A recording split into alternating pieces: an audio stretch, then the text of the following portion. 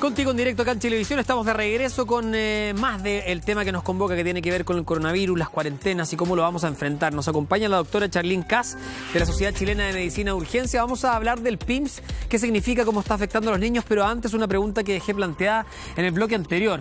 Bueno, la gripe española duró, no sé, 2 años y un poco más, ¿no? Algunos plantean incluso, doctora, que esta pandemia nos podría acompañar por 4 años. ¿Es exagerar la nota o efectivamente podríamos estar 4 años si consideramos las distintas variantes y lo que nos podemos demorar en vacunar al planeta entero? Humberto, esa pregunta es difícil, pero lamentablemente por las diferentes variaciones que conversábamos en un minuto esto puede pasar. Es por eso lo importante de las cuarentenas y evitar la propagación del virus. Y sobre todo es importante que todos participemos. Hoy en día tenemos que estar trabajando todos unidos y vamos a tener discrepancias, vamos a tener problemas de entendimiento porque el encierro no nos hace bien a ninguno, pero tenemos que trabajar en conjunto.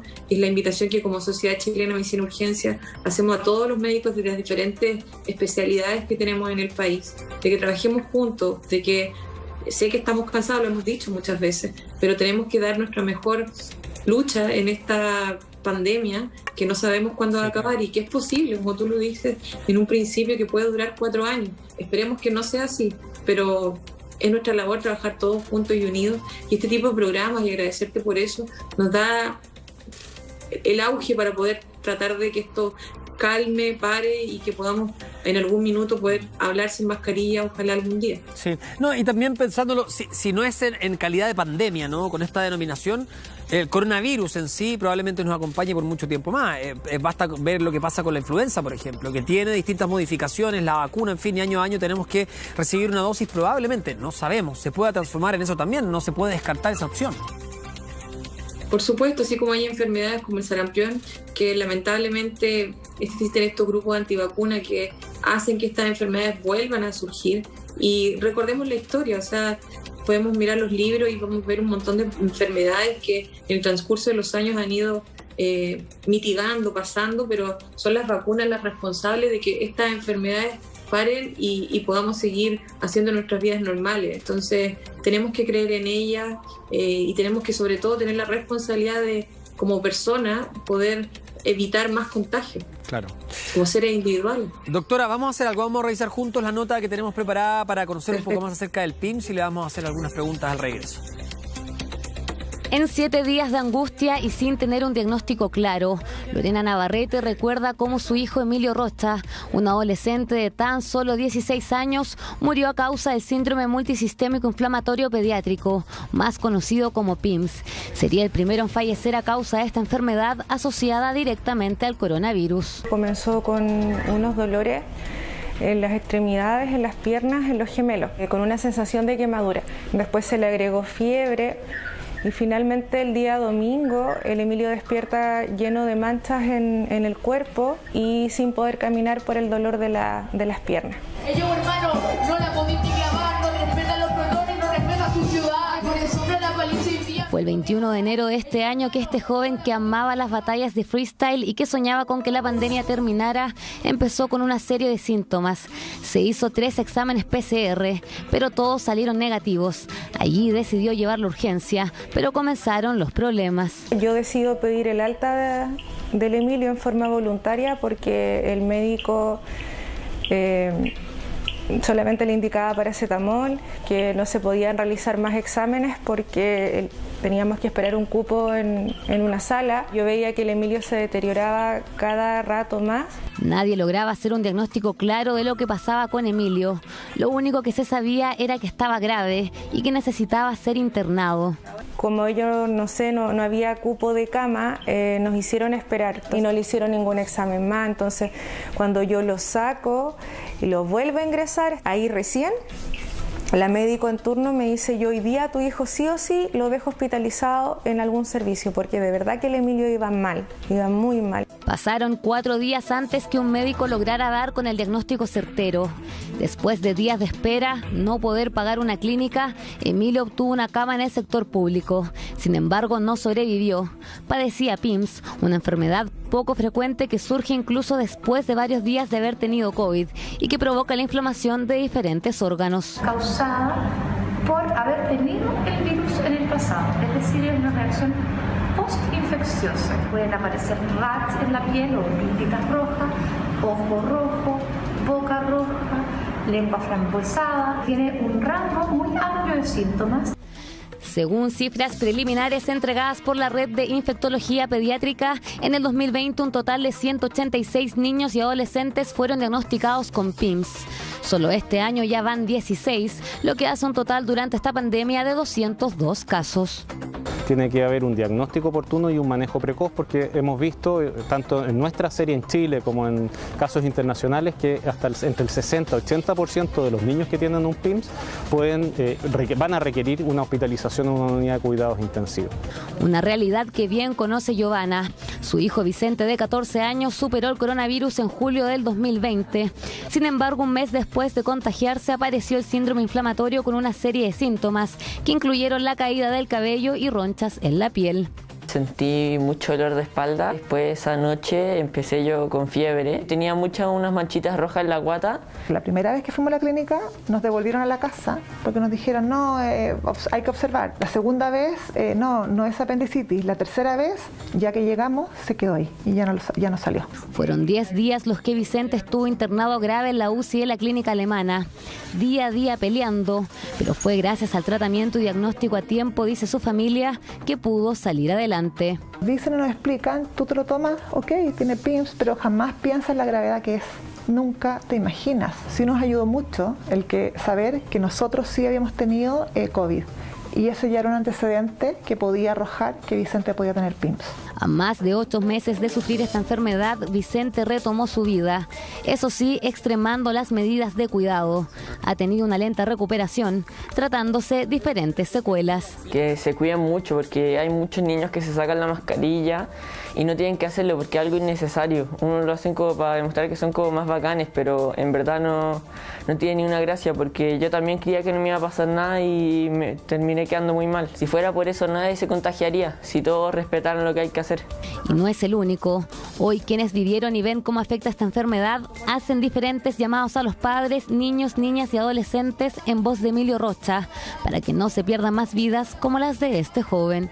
Cuidan a los niños porque van a las plazas, los niños andan sin mascarilla, los niños van a los colegios, los niños se enferman.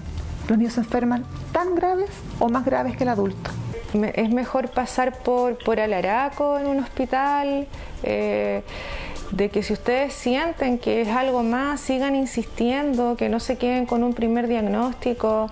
A más de un año de la pandemia no hay mensaje más claro. Seamos responsables, no nos expongamos y respetemos las normas sanitarias. Solo así evitaremos más muertes y saldremos juntos de esto. Charlín Kass, doctora de la Sociedad Chilena de Medicina de Urgencia, nos acompaña desde Antofagasta, vía remota, en este Contigo en Directo. Doctora, veíamos esto, me preocupa lo del rango amplio en síntomas, porque escuchamos síntomas y a uno se le ocurre uno y aparece, o sea, son todos. Se puede hinchar la lengua, la boca, los ojos, en fin. ¿Cómo detectarlo? Porque ante tantos síntomas, digamos, uno no sabe si es que es PIMS o no. Y hay una guía que se hizo a través de la Sociedad Chilena de Infectología, en conjunto, por supuesto, con Pediatría y el MinSal, en la cual nosotros repartimos a todos los médicos, porque esto quisiera que se entienda. Toda la carga laboral y además tenemos que llegar a leer todos los días porque esto va cambiando todos los días. Y además tenemos que tener acceso a esa información. Y como tú bien lo dices, es una enfermedad que tiene muchos síntomas y todos son muy variables. Y recordar de que no tan solo se presenta cuando estás con COVID o cuando tienes a tu familia con COVID, sino que al mismo tiempo se puede presentar hasta un mes después. Quisiera que las mamás y todos aquellos niños de 14, 15, hasta 21 años que escuchen ojalá mis palabras o posteriormente, son síntomas y por eso hay que tener la responsabilidad de usar la mascarilla, porque no vamos a saber diagnosticarlo. Por favor, entiéndanos a nosotros como médicos que estamos preparándonos, nos preparamos día a día, pero es una enfermedad, como bien lo dijimos, muy dispersa en síntomas. Hay muchas enfermedades que pueden ser también consideradas dentro de otras patologías y poder pensar en un diagnóstico. Lamentablemente la mamá de Emilio nos contó su historia y la impotencia de decir no lo están atendiendo, mejor me lo llevo a la casa. Pero nosotros tenemos que observar a los pacientes, tenemos que evaluarlos. Doctora, ¿y qué examen lo detecta? Tampoco tenemos las camas para evaluarlo. ¿Perdón? ¿Qué examen lo detecta?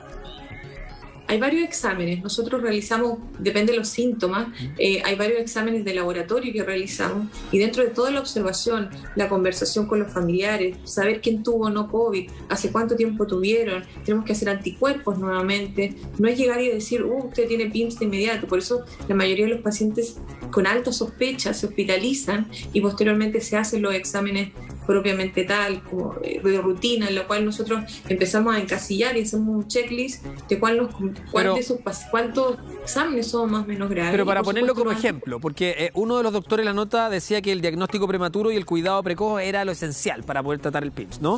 Si llega algún niño, por ejemplo, a su consulta, por eso insisto en que los síntomas son muy extraños, porque son muchos, y tiene los ojos hinchados, y es el único síntoma que presenta. Chuta, uno no puede asociarlo inmediatamente a PIMS, o si es lo que hay que hacer en medio de una pandemia. Muchos de los pediatras dicen que el segundo paciente es la madre, es decir, tenemos que escuchar, tenemos que conversar con la madre, tenemos que conversar con la familia, saber quiénes tuvieron COVID, algún paciente o alguien aledaño en el jardín, en el colegio, etcétera. Y de acuerdo a eso, como bien lo dijeron en la nota, tenemos que tratarlo de detectar prontamente. Si tenemos ojos hinchados, conjuntivitis, labios, las manchas en el cuerpo, shock, empezamos con la presión baja, el niño más decaído, dolores, tenemos que pensar en esta enfermedad que lamentablemente está presente, y así ya lo sabemos toda la comunidad médica. Y la mayoría de las veces los pacientes quedan hospitalizados para observación, si no es en las unidades de urgencia, que insistimos, las unidades de urgencia no son unidades de hospitalización, pero lamentablemente por la alta capacidad de cama, muchas veces los pacientes se quedan ahí. ¿Y cuánto puede durar el PIMS, doctora? ¿Perdón? ¿Cuánto puede durar este síndrome en un paciente?